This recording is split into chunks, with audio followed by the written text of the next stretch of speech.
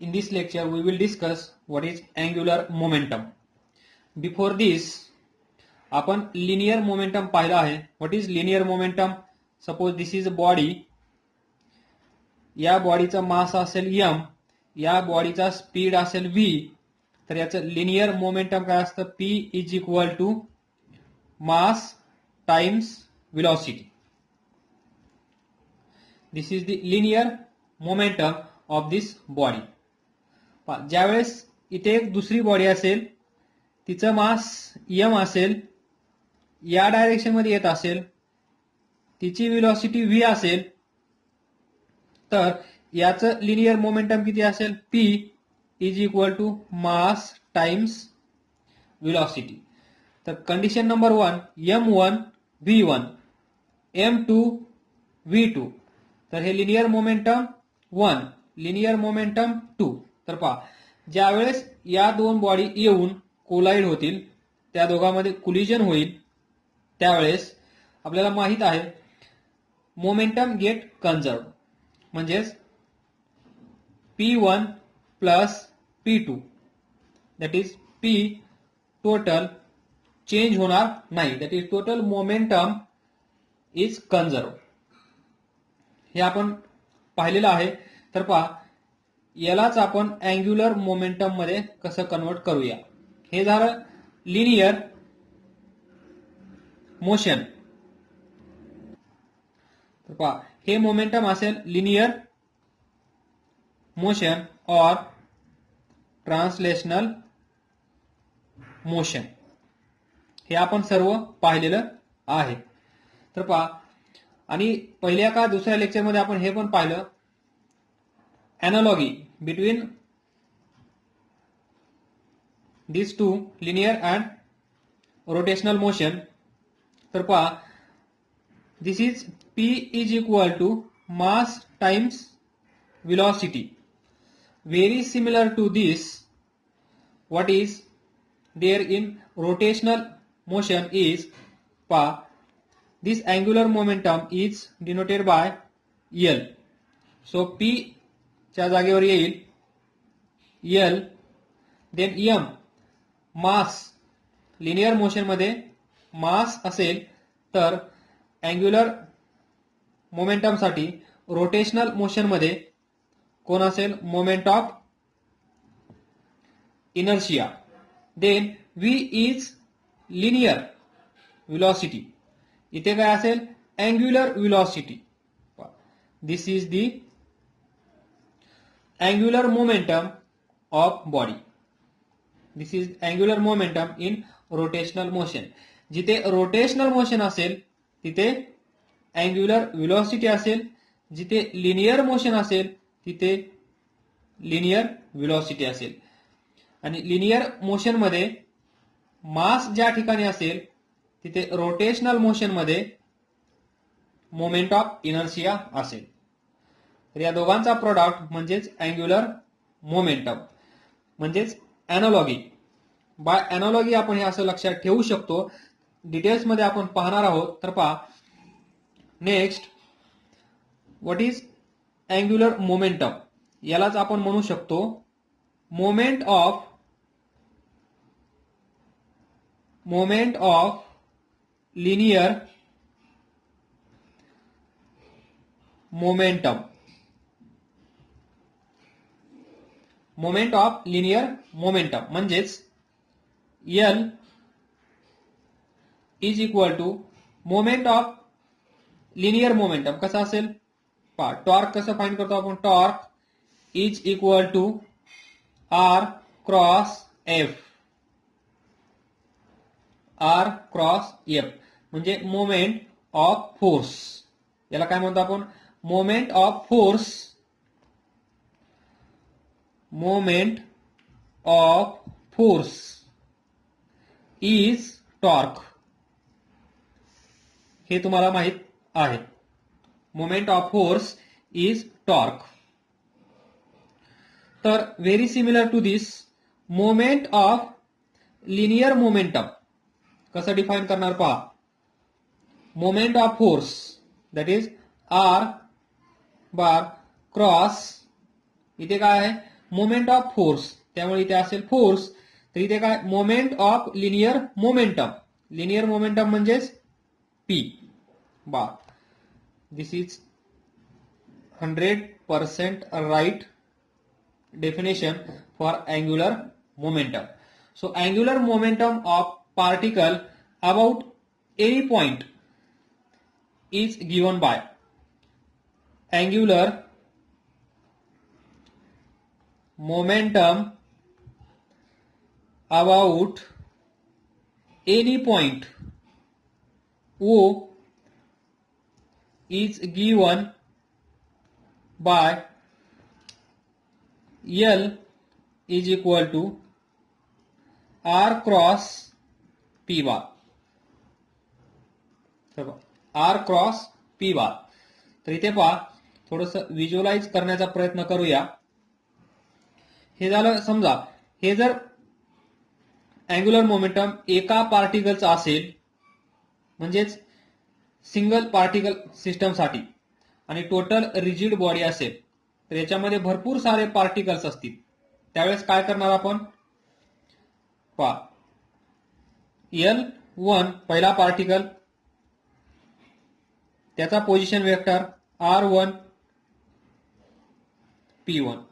त्यानंतर दुसरा particle R2 bar P2 bar L3 R3 bar cross P3 bar and dash dash dash last LN RN bar PN बार. पहिला particle, दुसरा particle, तिसरा particle आणि शेवटचा particle. या सर्व पार्टिकल्स पासून एक रिजिड बॉडी बनलेली असेल, तर आपण याचा अँग्युलर मोमेंटम कसा फाइंड करणार, कसा डिफाइन करणार, पहा total is equal to sum of angular momentum of all the particles. तर पहा R I cross P I. तर पहा एका पार्टिकलचा अँग्युलर मोमेंटम एवढा असेल, असे भरपूर सारे पार्टिकल्स असतील, तर टोटल त्या बॉडीचा अँग्युलर मोमेंटम काय असेल, sum of R I cross P I, where I starts from 1 to last. तर पहिला पार्टिकल 1, दुसरा पार्टिकल 2, तिसरा पार्टिकल 3, शेवटचा पार्टिकल जो नंबर असेल तो, सर्वांची ऍडिशन करायची, वेक्टर ऍडिशन.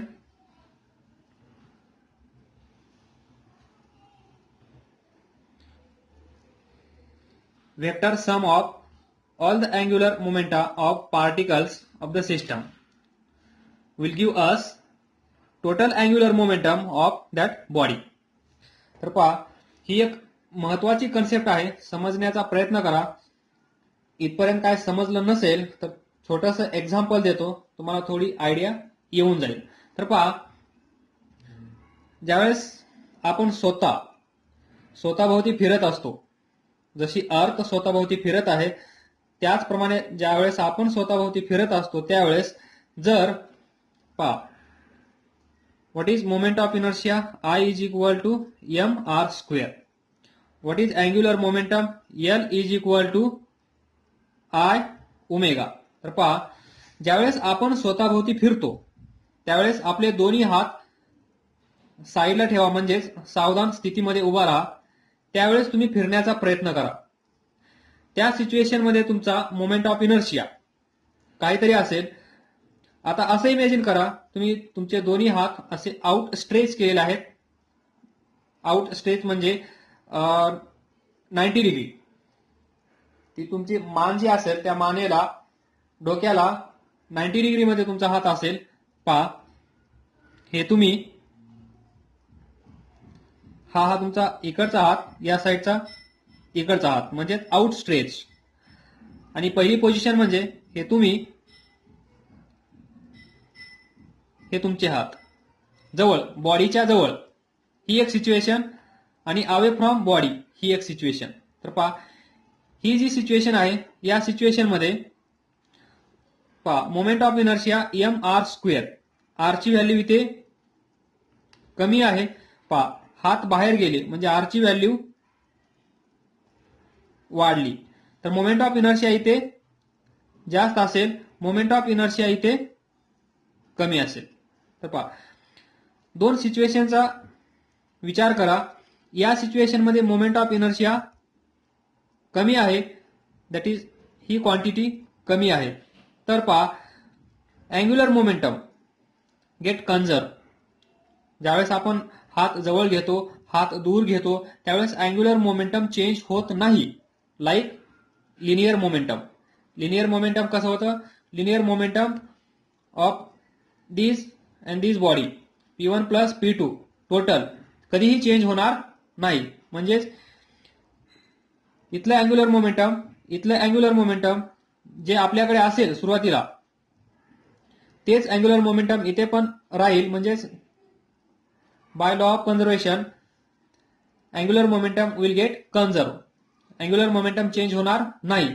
तर पहा इथे काय होत आहे, या केसमध्ये मोमेंट ऑफ इनर्शिया कमी आहे, त्यामुळे ही पॅरामीटर मोमेंट ऑफ इनर्शिया कमी होईल आणि एल कॉन्स्टंट असेल, हे चेंज होणार नाही असं आपण म्हणत आहोत.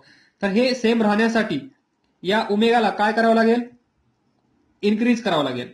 हा पॅरामीटर कमी झाला तर ओमेगा अँग्युलर व्हेलॉसिटी और अँग्युलर स्पीड आपली काय व्हायला पाहिजे? इन्क्रीज झाली पाहिजे. तर पहा ज्यावेळेस आपण या सिच्युएशन मध्ये जसं दाखवलं आहे तसं फिरत असाल त्यावेळेस मोमेंट ऑफ इनर्शिया कमी, अँग्युलर स्पीड जास्त, त्यावेळेस इथे ओमेगा कसा असेल? जास्त, म्हणजे आपण फास्ट फिरले जाऊ. त्यानंतर या सिच्युएशन मध्ये ज्यावेळेस आपण हात बॉडीपासून दूर घेऊन जाऊ त्यावेळेस आर वाढेल, त्यामुळे मोमेंट ऑफ इनर्शिया वाढेल. Moment of inertia L is equal to I omega. Moment of inertia वाढला, एल सेम राहण्यासाठी ओमेगा काय झाला पाहिजे? डिक्रीज. म्हणजे या सिच्युएशन मध्ये अँग्युलर स्पीड कसा असेल? कमी. म्हणजे जर आपल्याला फास्ट फिरायचा असेल तर आपले हात कसे असले पाहिजे? बॉडीच्या जवळ. आणि स्लो फिरायचा असेल तर बॉडीपासून दूर. हे जिम्नॅस्टिक असतात, ते स्वतःभोवती ज्यावेळेस फिरतात त्यावेळेस हे लॉजिक वापरून ते स्वतःचा स्पीड कमी जास्त करतात. त्यांना जर फास्ट फिरायचा असेल तर ते हात जवळ घेतात, स्लो फिरायचा असेल तर हात दूर घेऊन जातात. या छोट्याशा कन्सेप्ट वरून तुम्हाला अँग्युलर मोमेंटम थोडंसं समजलं असेल. This is the small example to get an idea about angular momentum. या सिच्युएशनचाच यूज करून जिम्नॅस्टिक कॉम्पिटिशन मध्ये स्वतःचा स्पीड, स्वतःभोवती फिरण्याचा स्पीड कमी जास्त करून स्वतःला बॅलन्स करून स्वतःभोवती फिरण्याचा स्पीड वाढवण्याचा प्रयत्न करत असतो. ज्यावेळेस त्याचे हात बॉडीच्या क्लोज असतात त्यावेळेस त्यांचा स्पीड खूप असतो, आणि ज्यावेळेस हे हात आउटस्ट्रेच दूर घेऊन जातो त्यावेळेस रेडियस वाढते. रेडियस वाढल्यामुळे मोमेंट ऑफ इनर्शिया वाढतो, आणि मोमेंट ऑफ इनर्शिया वाढल्यामुळे ही क्वांटिटी वाढल्यामुळे ओमेगाला काय व्हावं लागतं? डिक्रीज. मग ओमेगा डिक्रीज होतो ज्यावेळेस हात त्याचे बॉडीपासून दूर असतात त्यावेळेस, to maintain its angular momentum. कारण अँग्युलर मोमेंटम चेंज होणार नाही, angular momentum get conserve. Angular momentum get conserved when no external force act on body. इथे तुम्ही आहात पण एखादी बॉडी ज्यावेळेस फिरत असेल त्यावेळेस एक्सटर्नल फोर्स कुठल्याही प्रकारचा त्यावेळेस ऍक्ट होत नसेल तर angular momentum always get conserve. आणि याच सिच्युएशनचा फायदा घेऊन याच फिजिक्सचा वापर करून जिम्नॅस्टिक कॉम्पिटिशन मध्ये सहभागी होतो आणि जिंकतो सुद्धा. तर याच्यातून तुम्हाला अँग्युलर मोमेंटम समजला असेल. I hope. नसेल समजलं तर विचारत राहा. नाउ नेक्स्ट, एका पार्टिकलचा अँग्युलर मोमेंटम असे भरपूर सारे असतील, म्हणजेच रिजिड बॉडी असेल, तर त्याचं अँग्युलर मोमेंटम कसं फाइंड करायचं ही त्याची डेफिनेशन. छोटीशी आयडिया, ही एनालॉगी लक्षात ठेवण्यासाठी. देन पहा, now we will define. Now consider particle at point P. त्याचा मास असेल m, तो या साईडला जात असेल, त्याची व्हेलॉसिटी असेल v, mass m.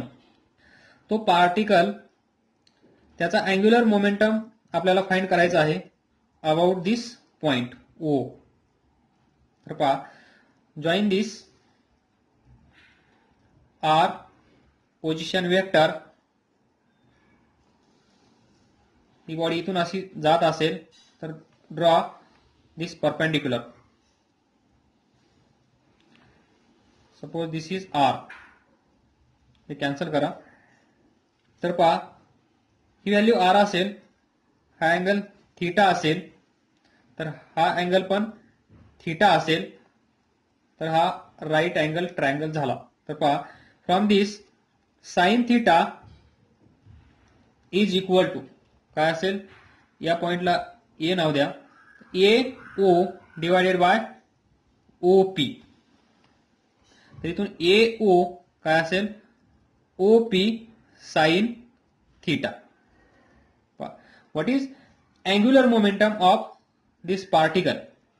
L is equal to R cross P bar. R cross P. तर पहा, ए क्रॉस बी तुम्ही पाहिला असेल, ए क्रॉस बी याला तुम्ही कसं लिहिता, A B sine theta vector. तर पहा इथे आर बार पी म्हणजे linear momentum, that is mass times velocity. Then m scalar, take it out, r cross v. तर पहा, r cross v, it's like a cross b. m r v sin theta. हे logic use केलं आहे. a cross b म्हणजेच A B sine theta, r cross v A B म्हणजेच R V sine theta. तर इथे पहा,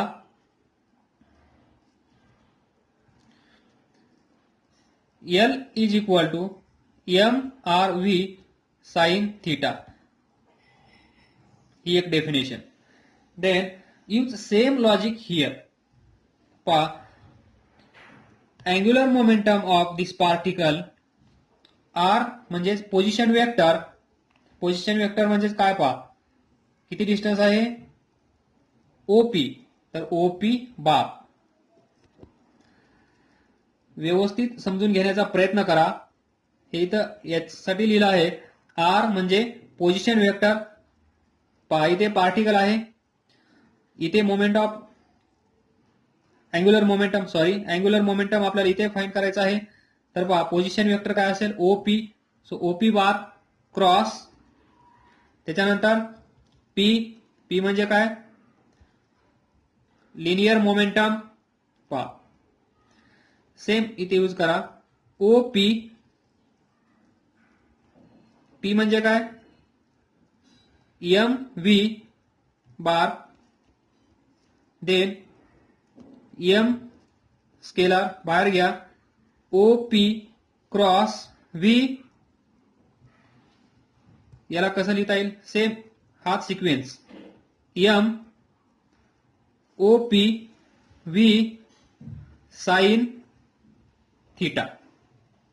तर पहा, या डायग्राम मध्ये पहा, एम व्ही ब्रॅकेटमध्ये O P sine theta, angular momentum M V O P sine theta. इथे पहा, ओ पी साइन थीटा काय आहे, एओ फ्रॉम दिस ट्रायंगल. आणि एओ काय आहे, आर. इथे आर लिहू शकतो आपण. तर ओपी साइन थीटा म्हणजेच एओ आणि एओ म्हणजेच आर. तर angular momentum of this particle is mv_r. m is mass of this particle, v is linear speed of this particle, and r is perpendicular distance. So we can write here mv_r perpendicular. r is perpendicular distance. He position vector, हे distance नाही. तर पहा, हा particle इथून इकडे जात आहे, तर या डिस्टन्सवर अँग्युलर मोमेंटम डिपेंड करत आहे. दिस डिस्टन्स, परपेंडिक्युलर डिस्टन्स. तर कुठलेही डिस्टन्स घेऊन मोकळे होऊ नका. डिपेंड्स अपॉन दिस डिस्टन्स. म्हणून आपण इथे लिहिलं mv_r perpendicular. r is perpendicular distance of line of motion. line of motion. Line of motion म्हणजे काय? पहा, हा पार्टिकल इथून इकडे जात आहे, म्हणजे ही जी लाईन आहे, या लाईनला आपण म्हणतो लाईन ऑफ मोशन और पाथ ऑफ मोशन. ज्या पाथवरून हा पार्टिकल इकडे जात आहे ती path. r is perpendicular distance of particle from line of motion. और हे डिस्टन्स, इन शॉर्ट हे डिस्टन्स. तर आपल्याला डेफिनेशन भेटली m R V sine theta. हे याच्यासाठी इथं लिहिलं होतं. तर पहा mv_r, तर तुम्हाला लक्षात ठेवायचं आहे L is equal to I omega. याचं डेरिवेशन आपण पाहणार आहोत. L is equal to mv_r perpendicular. These are some definitions of angular momentum. Now we will discuss its derivation. We forgot one point, that is direction of angular momentum. तर पहा, याची direction तुम्हाला काढता येते a cross b. म्हणजे हा a असेल, हा वेक्टर b असेल, तर आपण काय करतो, a क्रॉस b म्हणजे a क्रॉस b. पहा, a वर हे आपली फिंगर्स आणि टर्न कुठे करायची, b कडे. a cross b in this direction. जिकडे थंब असेल म्हणजे इकडे अपवर्ड डायरेक्शन, ही असेल डायरेक्शन ऑफ दिस. तर इथे पहा, r इथे आहे. डेफिनेशन काय आहे, L is equal to r cross p. तर linear momentum p is equal to mv कुठे आहे, इकडे. तर पहा, m बाहेर येईल, तर आपल्याला भेटेल काय, m r क्रॉस v. तर r इथे आहे, v इकडे आहे. तर पहा, असं करावं लागेल या डायरेक्शन मध्ये. हे पहा, या डायरेक्शन मध्ये, दिस पोझिशन. तर थंब तुम्हाला दिसत आहे का, नाही. म्हणजे डायरेक्शन ऑफ थंब कुठे आहे, इन टू द पेज. पेजच्या आतमध्ये, पेजच्या आतमध्ये. त्याला आपण कसं डिनोट करतो, या सिम्बॉलनी. सर्कल ड्रॉ करायचा, त्याच्यामध्ये क्रॉस ड्रॉ करायचा, आणि याचा अर्थ असतो डायरेक्शन कुठे आहे, इनवर्ड. कुठे, इनवर्ड. पहा, आर ला इकडे घेऊन येण्याचा प्रयत्न करा, ही थम्स अशी इकडे. त्यावेळेस आपला अंगठा ज्या डायरेक्शन मध्ये असेल त्या डायरेक्शन मध्ये असेल डायरेक्शन ऑफ अँग्युलर मोमेंटम. इथे कशी आहे, इनवर्ड. आणि आउटवर्ड असेल तर आपण सर्कल ड्रॉ करतो आणि सेंटरला असा डॉट देतो. याचा अर्थ असतो आउटवर्ड. म्हणजे out of plane, out of page. आणि इनवर्ड म्हणजे in to the page. In to the page. इथे कशी होती पहा, ए इकडे आहे, बी इकडे आहे, ए क्रॉस बी. म्हणजे ए इकडे असेल, बी इकडे आहे, तर आपण ए कडून बी कडे जाणार. त्यावेळेस आपला अंगठा ज्या डायरेक्शन मध्ये असेल ती असेल डायरेक्शन याच्या रिझल्टंटची. आणि ती नेहमी कशी असते, perpendicular to A and B. म्हणजे इथे आर आणि व्ही पोझिशन वेक्टरची डायरेक्शन, व्हेलॉसिटीची डायरेक्शन या दोघांना हा कसा असेल? परपेंडिक्युलर. हा इनटू द प्लेन. पहा पेन कुठे जात आहे? इनटू द प्लेन, इनवर्ड हे असेल direction. Next, unit of angular momentum. पहा angular momentum is L is equal to I omega और R क्रॉस P म्हणजेच M V R.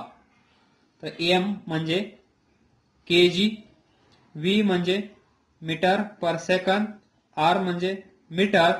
तर युनिट काय असेल? kg metre square per second. This is the unit of angular momentum, kg metre square per second.